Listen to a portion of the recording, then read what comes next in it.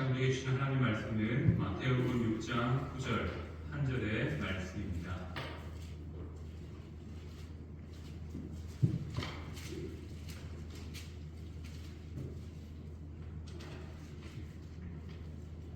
하나님 말씀 위에 함께 읽도록 하겠습니다.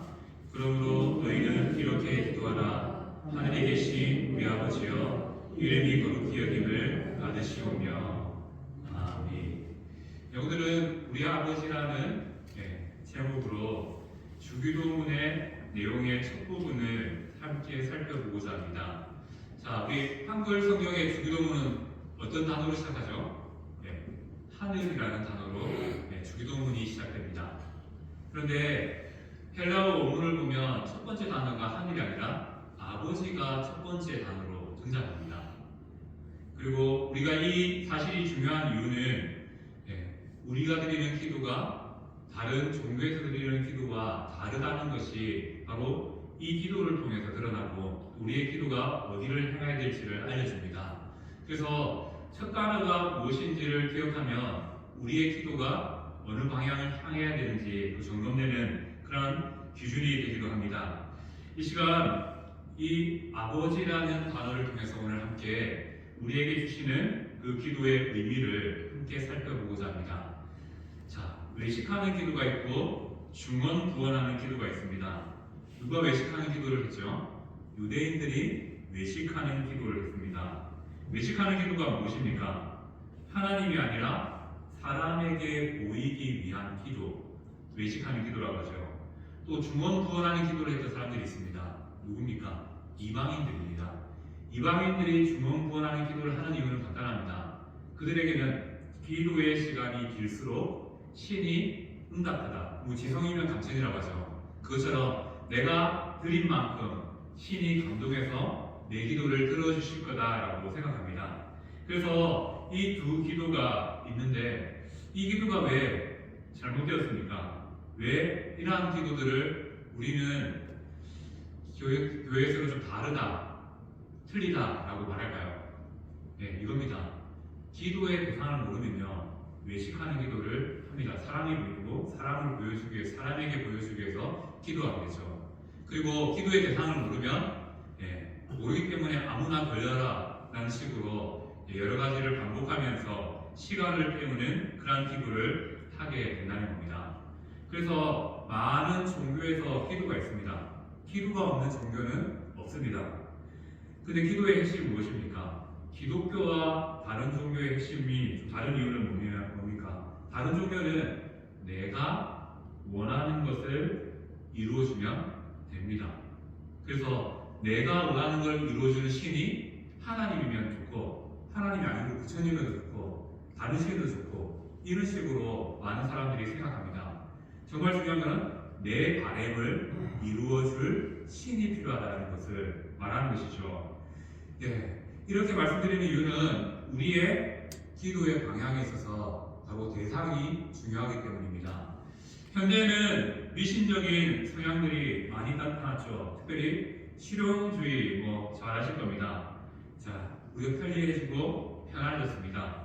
옛날보다 과학의 발전으로 좋은 여건 가운데 있습니다. 그런 가운데서도 또 마음의 영역은 이 과학이 해결해 주지 못합니다.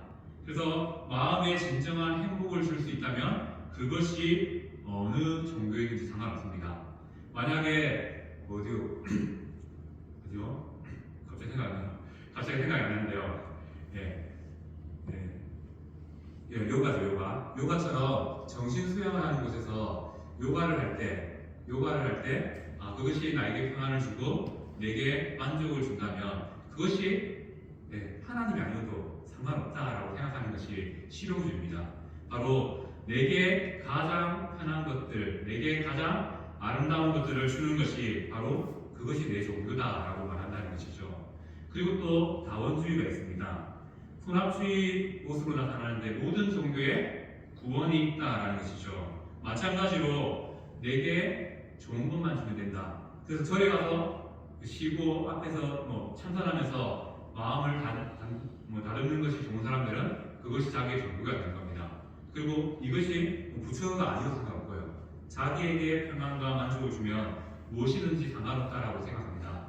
이러한 실용주의와 다원주의의 문화가 바로 교회를 흔들기 시작합니다. 그래서 교회 너희만 잘났냐, 너희만 구원이냐 라는 이런 식으로 또 교회가 공격받기도 합니다. 이렇게 현대 시대는 내 소망만, 나의 만족만 이루어지면 그것이 종교가 된다라고 말하죠. 그리고 우리 아마 흔히 한번 경험해 보셨습니다. 내 주위에 누군가가 다급하면 어떻게 합니까? 자기는 교회 안 다니지만 교회 다니는 우리에게 기도를 부탁합니다. 맞죠? 왜? 자기에게 필요한 것을 얻어내는 데는 분명히 관심이 있기 때문입니다. 하지만 그들은 그 소망을 이루는 데 관심이 있지 하나님이 어떠한 분이신지 알고자 하는 마음이 없다는 것입니다. 다 세상 사람들의 기도, 다른 종교의 기도는 결국 자기의 필요를 채우는 일을 위해서 어떻게 보면 신이 필요하고 하나님이 필요하다는 것입니다. 만약 우리의 기도도 내 소망이 이루어지기 위해서 하나님이 필요하다면 그 기도와 다른 사람들의 기도와 다를 바가 없다는 것이죠. 우리는 하나님의 얼굴을 기도를 통해서 구해야 되는데 계속 하나님의 손을 구합니다. 내게 무엇인가를 주시기를 구하는 거죠. 우리가 하나님 얼굴을 보기를 구하면서 하나님의 뜻을 구해야 되는데 계속 내 소망을 이루어주는 하나님의 손을 구하는 것이 우리의 모습이라는 것입니다. 그래서 주기도문을 통해서 우리가 기억해야 될 것은 기도에서 가장 중요한 것은 바로 기도를 받는 대상을 아는 것, 하나님에 대해서 아는 것, 그분이 어떤 분이신지를 아는 것이 중요하다는 겁니다. 그래서 기독교의 기도와 다른 종교의 기도가 차이가 나는 것은 우리는 대상이 중요해요. 그 대상이 핵심이 되기 때문입니다. 그래서 오늘 주기도문의 첫 번째 단어인 아버지라는 이 단어를 한글 성경에는 하늘이면 되겠지만 아버지라는 단어가 중요한 이유는 우리의 기도는 이 대상으로부터 시작된다는 것을 의미합니다. 이 대상이 있기 때문에 다른 종교의 기도와 우리의 기도가 다를 수밖에 없다는 것이죠. 자, 하나님이 우리의 아버지라는 사실은 바로 우리의 기도의 방향을 완전히 바꿔주는 또 약속이 담겨있는 그런 말씀과 기도가 된다는 것을 말씀하고 있습니다. 자, 우리의 기도가 대상이 중요한 이유는 무엇입니까?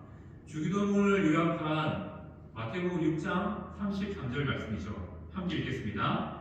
그런즉 너희는 먼저 그의 나라와 그의 의를 구하라. 그리하면 이 모든 것을 너희에게 더하시리라. 바로 우리가 구하는 아버지, 우리가 처음으로 고백하는 그 아버지라는 단어에 어떤 의미가 담겨 있습니까? 우리의 기도는 그의 나라와 그의 의를, 하나님의 나라와 하나님의 의를 구하는 데 우리의 기도에 목적이 있다는 사실을 밝히고 있습니다. 주기도문의 첫 단어인 이 아버지를 우리는 온전히 이해해야 이 주기도문을 제대로 이해할 수 있고 제대로 고백할 수 있다는 것이죠. 자, 성도님들은 주기도문을 고백할 은혜가 되십니까?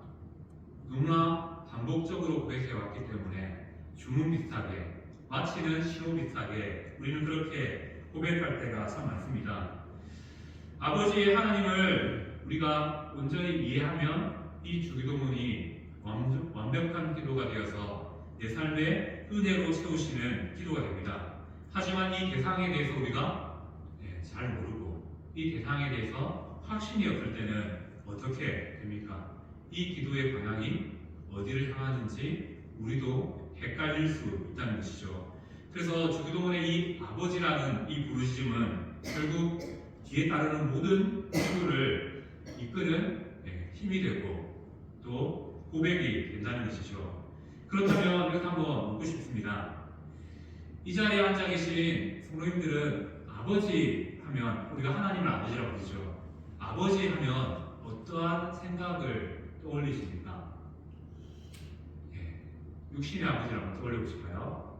아마 많은 분들이 의외로 아버지에 대해서는 부정적인 그런 이미지를 갖는 분들이 많습니다. 자, 한 예를 들어볼까요? 한 젊은 자매가 상담을 받았습니다. 상담을 받은 이유는 뭐냐면 자기 남자친구와 만나는데 이 둘 사이에 계속 문제가 생기는 겁니다. 어떤 문제냐 남자가 이 자매를 계속 때리는 거예요. 계속 때립니다. 정말로 심하게 구타하는 겁니다. 그러면서 계속 이 관계를 유지해야 되냐라는 그 이유로 이 자매가 상담을 받는 겁니다. 우리는 쉽게 생각하면 왜 만나? 바로 나오자마죠. 나를 때리는, 의의를 때리는 그 남자를 왜 만나? 라는 말이 나옵니다. 그런데 그 자매가 한 말이 대단합니다. 상담받으면서 상담해 주시는 분에게 뭐라고 말하면, 그래도 내 남자친구는 우리 아버지가 어머니를 때리는 것보다 덜 때려요. 예, 부정적인 아버지의 상이 이미 그녀에게 들어가 있습니다. 그래서 이렇게 의외로 우리가 이 부정적인 아버지 상을 가진 사람들이 많습니다. 왜냐하면 어머니는 조금 그래도 우리가 친밀합니다. 맞죠? 어머니 하면 바로 우리가 눈물이 글썽거리고, 예, 어머니의 그 사랑들이 되뇌어집니다. 그런데 아버지가 분명히 사랑하지 않는 건 아닌데, 아버지 하면 왠지 좀 거리감이 있고 또 아버지로부터 받았던 상처가 기억나고, 그래서 차라리 어머니 하면 더 우리에게 은혜롭게 다가오는데, 아버지라는 이 단어가 부정적인 의미로 달아오는 경우가 많다는 겁니다. 의외로 많습니다. 한국 문화 가운데서가 더 많은 것 같기도 하고요. 우리 가부장적인 그런 문화가 있었기 때문에 라고도 말할 수 있겠지만, 의외로 이 이미지 때문에, 예, 교회에 나왔는데 그 하나님을 못 믿어지는 사람들이 많아요. 왜? 하나님이 계속 아버지 하니까 자기에게 있는 아버지는 좋은 이미지가 아닌 거예요. 예, 결코 나를 사랑했던 그 사랑의 흔적들이 기억나지 않습니다. 그런 분을 향하여 하나님 아버지라고 그러면 왠지 아버지가 하나님이 되게 무서운 분일 것 같고 되게 멀리 있는 분일 것 같고, 그런 느낌들로 우리의 믿음을, 우리의 신앙생활을 지배하는 경우가 나타나게 됩니다. 그래서 우리는 이 부정적인 아버지 상을 조금 벗어날 수 있어야 됩니다.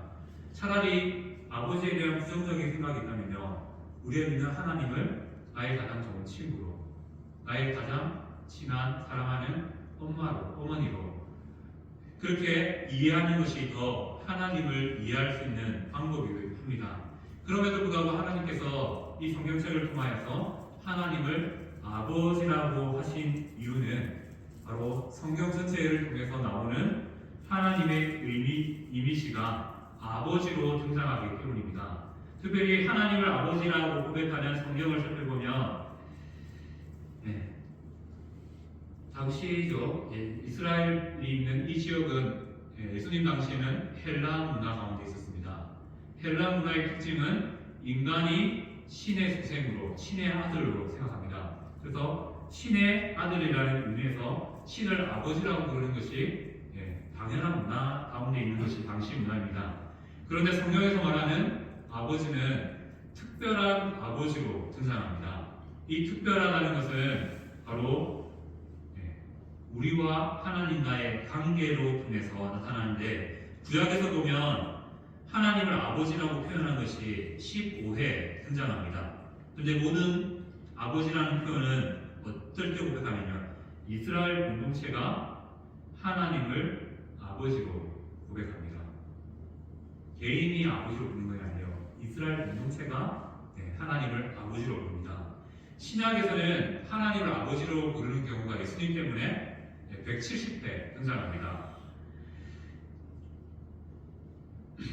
이건 역시 공동체적인 의미에서 접근할 수 있습니다. 구약은 이스라엘 백성들을 해방하시고 구원하신 하나님을 아버지라고 불렀습니다. 신약에서는 자기 백성을 해방하고 구원하신 이 예수님을, 하나님을 아버지라고 부르게 됩니다. 그래서 이 아버지라는, 성경에 등장하는 이 아버지는 공동체적인 고백으로서의 아버지의 의미가 담겨 있습니다. 그래서 우리가 그냥 아버지가 아니고 어떻게 부르죠? 우리 아버지라고 고백하는 이유가 여기 있습니다. 예수님 당시에 일상어는 아람어입니다. 그리고 우리가 아바, 아버지 그 단어를 아는 것처럼 아바는 아버지를 좀 가까이 부르는 단어죠. 아빠라고 부르는 것. 그런 단어와 연결되는 표현입니다. 자, 우리가 아빠라고 부르면 이런 사람도 있더라고요. 좀 경망스럽다. 그래서 우리는 하나님을 아버지라 부르자라고 말할 수 있습니다. 물론 그렇게 생각할 수 있습니다. 하지만 이 아바라는 단어는 하나님을 친밀하게 부르는 가독적인 언어이죠. 오늘 주기도문에 등장한 이 아버지 역시 아바라는 단어를 의미하고 있는 단어입니다. 바로 하나님을 친밀한 가운데 부르는 그러한 고백이 아바라는 고백이라는 것이죠. 갈라디아서 4장 6절 말씀을 보면 이렇게 말씀하고 있습니다. 함께 읽겠습니다. 너희가 아들임으로 하나님이 그 아들의 영을 우리 마음 가운데 보내사 아빠 아버지라 부르게 하셨느니라. 아빠 아버지는 무엇입니까? 하나님과 내가 친밀한 관계, 정말로 가까운 관계에 있다라는 것을 의미합니다. 그래서 오늘 우리가 고백하는 주기도문에서 고백하는 아버지는 무엇입니까? 이 아버지라는 호칭은요, 복음이 우리에게 주신 최고의 선물이 됩니다. 그리고 복음에 대한 믿음의 반응이 하나님을 아버지로 부르게 됩니다. 그리고 이 아버지를 부른다는 것은 그 자체가 기도이고 그 자체가 찬송이 됩니다. 그리고 아버지라는 이 고백은 믿음의 최상 표현이 됩니다. 이 고백이 하나님을 기쁘시고 영화롭게 한다는 것이죠. 그리고 이 부름에는 다른 것이 있습니다. 무엇입니까? 반드시 응답이 따릅니다.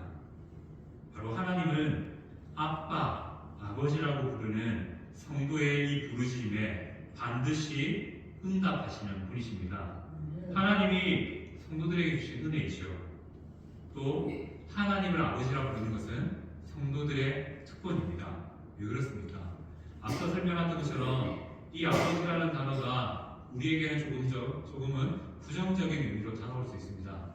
하지만 우리가 또 자녀를 키워봤지 않습니까? 우리의 아이들이 아빠 하고 쫓아다닐 때 그때를 생각해 보십시오. 그 아빠라는 이 단어가 그 아이와 나의 친밀한 관계를 설명하죠. 그래서 아빠 부를 때 우리가 가만히 있습니까? 그 아이의 필요를 채웁니다. 그 아이를 보호합니다. 그 아이를 안아줍니다. 이와 마찬가지로 우리가 하나님을 아빠라 부른다는 것은 무슨 의미가 있습니까? 하나님과 나의 관계가 멀리 있는 하늘에 계셔서 닿을 수 없는 부분이 아니라 내 육신의 아버지처럼 늘 찾으면 부르면 응답하시는 분을 통하여서 내 가까이 계신 분이라는 것을 의미하는 것이 바로 이 아버지, 아빠라는 단어에 담긴 의미입니다. 그래서 우리가 하나님을 아빠, 아버지라고 부를 수 있는 것은 하나님 주신 은혜이자 성도들의 특권입니다. 거기서부터 모든 기도가 시작되고요. 모든 기도가 응답되게 되어 있습니다. 왜 그렇습니까? 육신의 자녀가 아버지를 향해서도 아버지 이거 해주세요 라고 했을 때 어느 아버지가 그것을 안 해주고 싶겠습니까? 어떻게든 그 일을 해주고 싶고 그 문제를 해결해주고자 하는 것이 아버지의 마음입니다. 이와 마찬가지로 우리의 아버지 되신 하나님, 우리가 아빠라고 부를 때 그 하나님께서 우리의 모든 필요를 채우시지 않겠습니까? 우리의 필요를 이미 알고 계시지 않겠습니까? 그래서 우리가 아버지 부르면 거기서부터 우리의 모든 마음이 하나님을 향하게 되는 것입니다. 그리고 하나님께서 그 부름을 통하여서 우리의 기도에 집중하여 주시고요. 또 그 기도를 응답해 주십니다. 그래서 우리가 언제나 기도할 때 하나님을 서스름없이 아빠라고 부를 수 있고요. 또 아버지라고 부를 수 있기를 소망합니다. 그리고 그 부름 뒤에 하나님께서 더하여 주시고 또 응답해 주시는 놀라운 역사가 따르는 것을 경험할 수 있는 우리의 기도가 되기를 소망합니다. 아멘.